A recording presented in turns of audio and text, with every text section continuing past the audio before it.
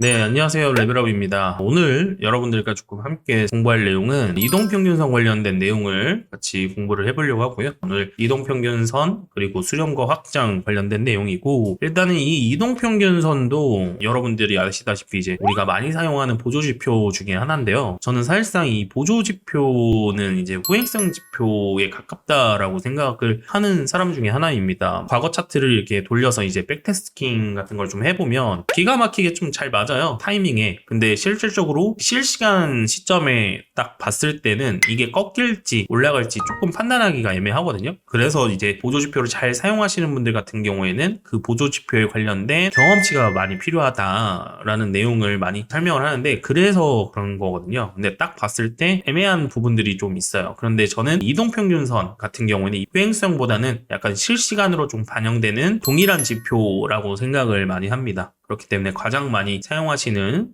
보조 지표이기도 하고요. 그거에 대해서 조금 더 심화된 내용들을 오늘 같이 좀 살펴보려고 합니다. 자, 일단은 이동평균선의 의미에 대해서 좀 살펴볼 거고요. 5일선을 예로 살펴볼 건데, 5일 중 첫날과 마지막 날의 종가상 평균값을 정한다면 점으로 찍힐 건데, 이 점들이 이어지면 이렇게 여러 개가 매일매일 발생을 하게 되면 선이 하나 만들어지겠죠? 이것을 이동평균선이라고 합니다. 5일선은 5일간의, 10일선은 10일간의, 그 다음에 21선은 20일간의 움직임을 나타낸 것이라고 보시면 되실 것 같고요. 여기서 조금 중요한 포인트는 첫날과 마지막 날의 종가상 평균값을 조금 비교해 볼 필요가 있다라는 거예요. 이거에 따라서 이것을 보고 선이 우상향 중인지 이 선이 우하향 중인지를 알 수가 있는 거고요. 이 5일 평균선이 만들어지는 예시를 같이 한번 살펴볼게요. 같이 만들어 보는 작업을 해볼 겁니다. 자, 5일 전 종가가 여기고요. 5일 후의 종가가 여기입니다. 여기에 평균값이 찍힌다고 하면 한 요 정도의 가격에 찍히겠죠, 평균값이. 그리고 그 다음날과 이 다음날 이렇게가 또 평균값이 찍힌다면 이 평균값보다 조금 더 낮은 가격에 이동평균선이 점이 찍히겠죠. 그리고 그 다음날 하나씩 다시 밀려서 이렇게 됐을 때 여기와 여기의 평균값을 나눴을 때는 평균값이 이런 식으로 되고, 그 다음날 여기와 여기의 평균값을 나눴을 때 한 이런 식으로 되고, 그 다음날 평균값은 요 정도의 위치, 그 다음날 평균값은 요 정도의 위치가 되겠죠. 이걸 이어보면 약간 이러한 형태, 이러한 선이 만들어집니다. 그렇기 때문에 지금 첫째 날과 마지막 날이 매일 움직이기 때문에 얘가 단기적으로 5일선을 봤을 때 우하향하는지 우상향하는지 판단할 수 있는 거는 마지막 날, 5일째 되는 날이 첫날보다 크면은 우상향 중이라고 보시면 돼요. 그리고 첫날이 마지막 날보다 크면 우하향하고 있다라고 보셔도 무방하다는 거예요. 근데 이게 이제 실전에 어떻게 조금 적용이 되는지에 대해서 추가적으로 좀 이따가 예시를 들어드릴 때 말씀을 좀 드리겠습니다. 지금은 조금 헷갈리셔도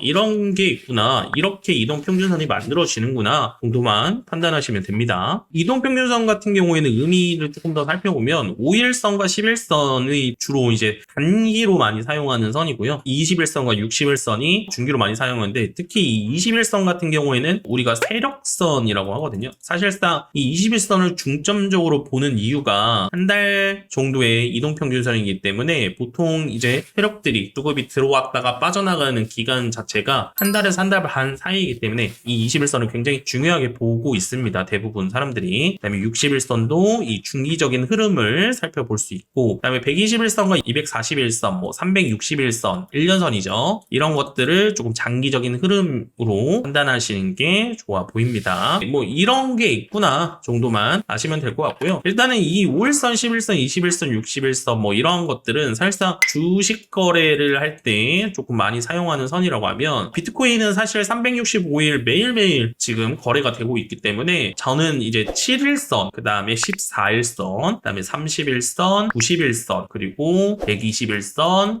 365일선 이런 것들을 비트코인을 할 때는 조금 참고를 하는 편입니다. 그렇기 때문에 사실 5일선이 중요하다, 뭐 11선이 중요하다 이게 중요한 게 아니라요, 이 선들이 왜 만들어지는지, 그 다음에 이 선들이 작용하는 게 어떤 의미가 있는지가 조금 더 중요하다고 보시면 됩니다. 이렇게 조금 아시면 되실 것 같고요. 자, 예시를 좀 들어가기 전에 이제 우리가 한 가지 더 알아야 될 게 뭐냐면, 수렴과 확장에 대한 관련된 내용을 조금 아셔야 됩니다. 수렴이라고 하면은 이렇게 이평선들이 밀집해서 모여주는 것을 수렴이라고 하고요. 확장 같은 경우에는 이렇게 단기 이평선, 중기 이평선, 장기 이평선들이 이평선들이 간격을 이렇게 벌려주는 것들을 확장이라고 하죠. 그렇기 때문에 저는 사실상 이평선을 볼 때 가장 중점적으로 보는 게 뭐냐면 수렴되는가 그리고 확장되는가를 좀 많이 살피는 거고요. 우리가 결국에 매매를 함에 있어서 짧게 단기로 접근하는 게 아니라 긴 텀으로 가져갔을 때 큰 수익을 볼 수 있는 구간이 결국에는 사람들이 그런 말 많이 하잖아요. 우상향되는 종목을 해야 된다. 우상향에 있는 종목을 해야 된다라는 말을 많이 하는데 저는 우하향하는 종목이 우상향으로 바뀔 때 변화가 됐을 때 이 종목을 잡아야지 큰 수익을 볼 수 있다라고 말씀을 드려요. 그러면 이 우하향되는 종목이 우상향으로 바뀔 때 나오는 특징이 뭐다? 바로 수렴이다. 수렴. 이 이평선들이 이렇게 수렴 구간을 만들어주고 나서 다시 확장이 나오는 이 순간이 엄청나게 강하게 우리가 수익을 볼 수 있는 구간이다 라고 말씀을 좀 드리는 거예요. 그렇기 때문에 수렴과 확장에 대한 개념을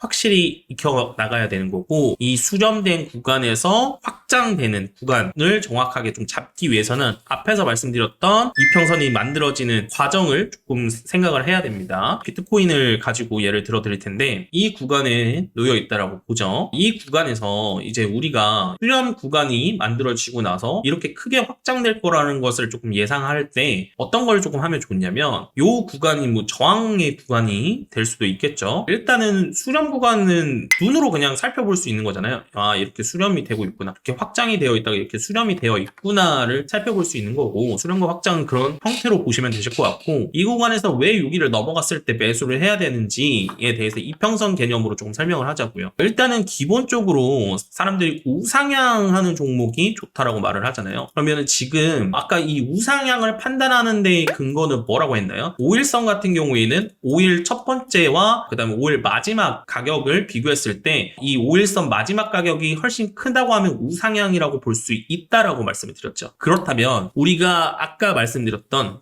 장기적인 추세를 봤을 때 어떤 선을 봐야 된다고 했죠? 1년선을 예를 들어서 본다고 가정을 해봅시다. 365일. 그러면 이 365일을 우상향하려면 어떻게 해야 되나요? 365일 첫 번째 마감 종가와 360일 후에 마감 종가가 이쪽이 더 크면 우상향한다라고 말할 수 있는 거죠. 그러면 여기서부터 이제 우리가 해야 되는 건 라인을 그려보자는 거죠. 이쪽 날짜 대비해가지고 365일을 찾아봅시다. 이 구간이에요. 지금 현재의 종가와 여기에 있는 종가가 어때요? 당연히 이쪽 종가가 크죠. 이렇게 이쪽 종가가 크기 때문에 이러한 경우에 우상향이 되어 있고 90일선이라든지 중기라든지 단기선을 봤을 때도 다 위쪽으로 뻗어나가고 있는 확장되기 위한 포지션에 가져간다라고 보시면 되는 거예요. 근데 여기는 되는데 왜 여기는 안 됐냐? 같은 구간이잖아요. 그리고 단기, 중기 이평선들이 다 확장되어 있는 구간이었는데 여기에는 확장이 펴졌고 여기에는 막혀서 내려왔어요. 그 이유가 뭐냐면 이것도 마찬가지입니다.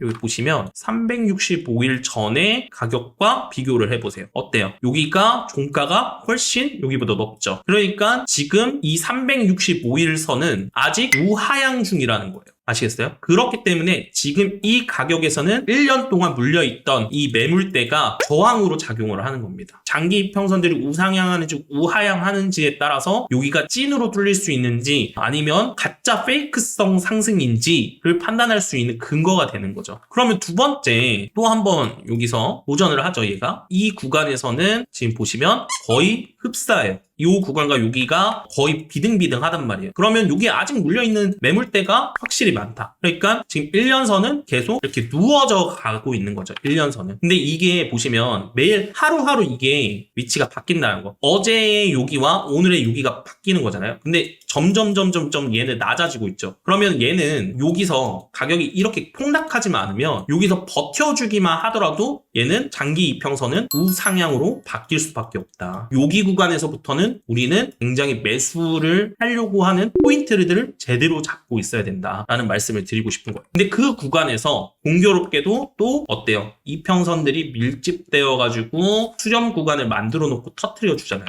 그러니까 이 구간을 넘어갔을 때 여기는 1년의 매물을 어느 정도 소화하고 우상향하려고 하는 이평선이 1년선 검은색 이평선이 우상향하려고 하는 형태의 움직임을 가져가는 자리라는 말이에요. 그렇기 때문에 우리가 여기는 안 되더라도 여기가 되는 이유가 그러한 이유 때문에 이 이평선들의 만들어지는 개념 때문에 이렇게 보셔야 되는 거거든요. 그렇기 때문에 제가 아까도 말씀드렸다시피 이평선이라는 거는 여러분들 저는 후행성 지표로 보지 않습니다. 종가가 딱 마무리되면 365일 전 종가와 지금의 종가를 비교했을 때 이 선이 어디로 움직일지 우리가 예측이 가능하다는 거예요. 가격만 비교하면 돼요. 어렵지 않죠. 그렇기 때문에 이 이평선을 가지고 여러분들 매매를 하실 줄 알아야 되고, 그 다음에 이제 수렴과 확장에 대해서 첫 번째 부분에서 굉장히 간략하게 얘기했는데, 이제 이 수렴과 확장이 됐을 때 이렇게 수렴 구간에서 잡아야 된다는 건 알겠어. 우하향에서 우상향으로 바뀌었을 때 매수를 해야 되는 것도 알겠어. 그러면은 이제 우리가 알아야 되는 건 매도 시점을 좀 알 필요가 있잖아요. 이 매도 시점 같은 경우에는 여러분들 이렇게 확장되어 있는 구간에서 저는 이렇게 말씀을 드려요. 단기선이 중기선을 침범하면 매도를 해야 된다. 근데 제가 단기선은 뭐라고 했어요? 보통 7일선, 14일선이라고 말하고 중기선은 30일선, 90일선이라고 말씀을 드렸죠. 여기 보시면은 빨간 선이 7일선이거든요. 주황색 선이 30일선이에요. 이게 여기 보시면 올라갔을 때 이렇게 완전히 꺾여서 내려오지 않는 이상 계속 가져가는 형태에 만들어주고, 이렇게 데드크로스가 나왔을 때